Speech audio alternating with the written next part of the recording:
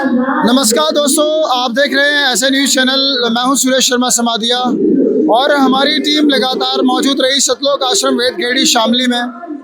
दोस्तों, यहां पर एक अद्भुत अलौकिक भव्य कार्यक्रम संपन्न हुआ। आदरणीय परम संत गरीबदास जी साहिब जी का यहां पर बोध दिवस मनाया गया और हमारी टीम लगातार यहां पर मौजूद रही। लेकिन फिर भी यहां के सेवादारों से हम जानना चाहते हैं ये पूरा प्रोग्राम कितना संपन्न हुआ, कितने अच्छे तरीके से संपन्न हुआ। यहाँ पर कुछ हमें जानकारी भी प्राप्त करनी है, जैसे कितने ब्लड डोनेशन हुए, कितनी रमैनियाँ हुई, कितनी शादियाँ हुई और कितने लोग, कितने श्रद्धालु यहाँ पर आए जिन्होंने भोजन भंडारा ग्रहण किया। भोजन भंडारे में 3 दिन क्या क्या प्रदान किया गया, आने वाले श्रद्धालुओं को क्या क्या सुविधाएं प्रदान की गई, तो ये तमाम जानकारी हम जानते हैं सतलोक आश्रम वेदखेड़ी शामली के सेवादारों से। आइए जानते हैं इनसे। बताइए सर कि क्या क्या प्रोग्राम हुए और तमाम जो हमने प्रश्न किए उनके आप बताइए उनके बारे में कि कितने श्रद्धालु आए और क्या क्या प्रोग्राम हुए, क्या क्या भोजन भंडारे प्रदान किया गया, इसका क्या महत्व रहा, बताइए सर। यहाँ सतलोक आश्रम शामली में 3 दिन का अखंड पाठ संपन्न हुआ है संत रामपाल जी महाराज जी के सानिध्य में। इसमें धार्मिक जो प्रोग्राम था, इसमें अध्यात्म के लिए तो था 3 दिन की अखंड पाठ चला था गरीबदास जियों की वाणी का, जो अखंड पाठ अब संपन्न हुआ है। और यहाँ भोजन भंडारे भी हुए हैं। लाखों की संख्या में भगत जन आए हैं, यहाँ भंडारा चखा है, आध्यात्मिक लाभ लिया है, सत्संग का लाभ लिया है और हजारों की संख्या में यहाँ नामदान लेके गए हैं। यहाँ रक्तदान शिविर का आयोजन किया गया था। यहाँ रक्तदान शिविर भी लगाए गए थे। रक्तदान शिविर हुआ था, इसमें 150-200 यूनिट के लगभग यूनिट ब्लड की दी गई थी।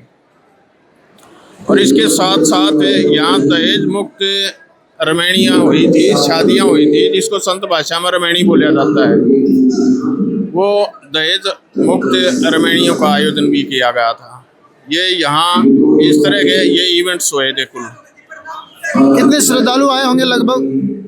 यहाँ लगभग लाखों की संख्या में 3 दिन में आना जाना लाखों की संख्या में रहा है भक्तों का। सर, आप जिसे हम जानना चाहते हैं इसका क्या महत्व है और आगे आपके जो प्रोग्राम्स हैं वो कब होने वाले हैं, इसके बारे में हमारे दर्शकों को बताइए।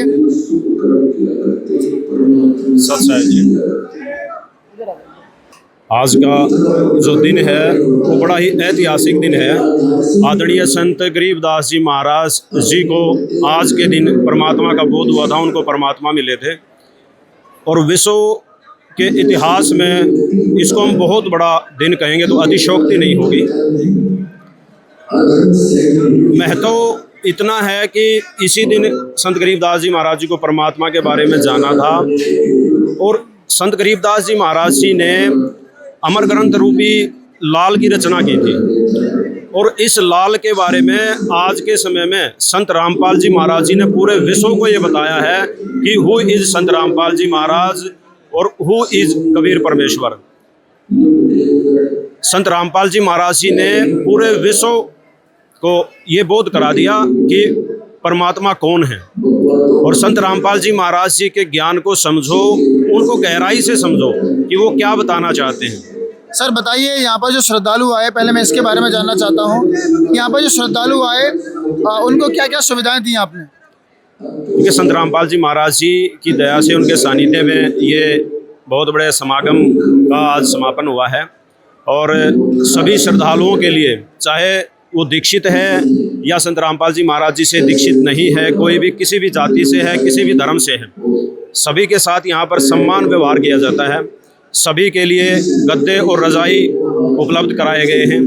सभी के लिए शुद्ध देसी घी से निर्मित भोजन बनाया गया है, जिसमें लड्डू राम और हलवा राम विशेष रूप से मिठाइयाँ रही हैं। अब की बार ब्लड डोनेशन कैंप का आयोजन किया गया है सामाजिक सुधार के लिए। दहेज रहित शादियाँ की गई हैं, बहुत सी दहेज रहित शादियाँ हुई हैं जिससे दहेज रूपी दानों का खात्मा किया जाए। और यहाँ पर आप देखेंगे कि डेंटल क्लिनिक भी है, रोगियों के लिए दवाइयों का उपचार दिया गया है सभी के लिए। आने वाले श्रद्धालुओं के लिए जगह जगह पर पानी की व्यवस्थाएं की गई हैं। बिल्कुल स्वच्छ टॉयलेट शौचालय की व्यवस्था की गई है। जिन भी महत्वपूर्ण आवश्यकताओं की ज़रूरत है यहाँ पर, वो सभी प्रकार की सुविधाएं उपलब्ध कराई गई। सर, आपने बात की ज्ञान को लेकर के, तो संत रामपाल जी महाराज जी को काफ़ी बार हम सामाजिक जो आचार्य हैं, शंकराचार्य हैं, उनके चेले चपाटे, वो तो कुछ नहीं बोलते हैं, उनके चेले चपाटे बोलते हैं रामपाल जी महाराज हिंदू विरोधी हैं या वो सनातन धर्म के खिलाफ काम कर रहे हैं। उनके लिए आप क्या संदेश देना चाहेंगे? देखिए, जितने भी आप हिंदू धर्म के शंकराचार्य लगा लो या आप किसी भी धर्म के, मुस्लिम धर्म के कोई भी मौलवी लगा लो, किसी भी धर्म से आप किसी भी व्यक्ति को ले लो, और इधर से आप संत रामपाल जी महाराज जी को ले लो, बात आती है ज्ञान की। सभी श्रद्धालु परमात्मा की खोज में लगे हुए, तो परमात्मा की खोज की नीर और चीर को हम कैसे विश्लेषण करेंगे? एक मैं आपको एग्जांपल देता हूँ, आप एक दूध का एग्जांपल ले लो। हमें ये पता करना है कि दूध नकली है कि असली है।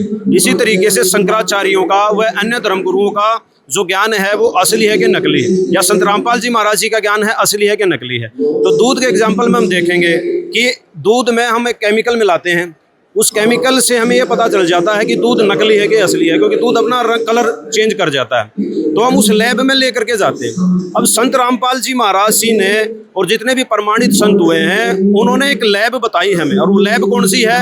अपने चारों वेद, कुरान शरीफ और पवित्र संतों की वाणियाँ, वो लैब में से गुजरता हुआ वो ज्ञान जो कोई भी बताता है, चाहे वो संत रामपाल जी महाराज बताते हैं, चाहे वो शंकराचार्य बताते हैं। और आखिरी जो लैब है वो है सवसम वेद, कबीर परमात्मा की वाणी, कबीर परमात्मा ने जो बोला है और चारों वेदों में जो बोला गया है, उसका विश्लेषण, इस ज्ञान का विश्लेषण इस लैब के द्वारा किया जाता है। तो इस लैब में सभी शंकराचार्यों के, मुस्लिम धर्म के प्रवक्ताओं के, मुस्लिम धर्म गुरुओं के, और जितने भी आज विश्व में पंथ हैं, समुदाय हैं, उनका ज्ञान इस लैब में फेल हो रहा है। और जब ये फेल हो गया तो सच्चाई वहाँ है ही नहीं, भगवान वहाँ है ही नहीं, तो वहाँ जा कर के अपना समय बर्बाद करने का कोई औचित्य नहीं बचा है। नए युवा संत रामपाल जी महाराज जी के ज्ञान से बड़े ही प्रभावित हो रहे हैं, इसके पीछे क्या कारण है? देखिए, इसके पीछे सबसे बड़ा कारण है कि संत रामपाल जी महाराज जी ने पूरे विश्व को वेद शास्त्रों के आधार पर, कबीर साहिब की वाणियों के आधार पर ये सिद्ध करके दिखा दिया कि परमात्मा कौन है। 84 लाख योनियों के बाद एक मनुष्य जीवन मिलता है, और समझदार और एजुकेटेड पर्सन इस ज्ञान को जल्दी समझ जाता है।